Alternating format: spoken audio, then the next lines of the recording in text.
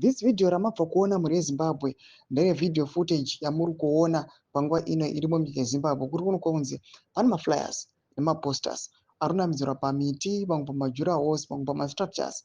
Ari kuonekwa kunzi vanhu vari kuti taneta nezvigananda, vamwe vachibuda vachiti listen to the voice of the people, vamwe vachiti we did not vote for this. Mashoko ari kubuda panguva ino ari kuona wanzi maposters ekujamuka.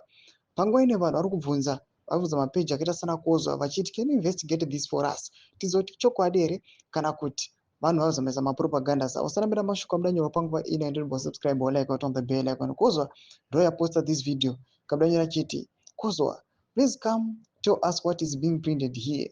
It seems preparations for the Team Gezas 1 million march on 17 October 2025 are at the high level.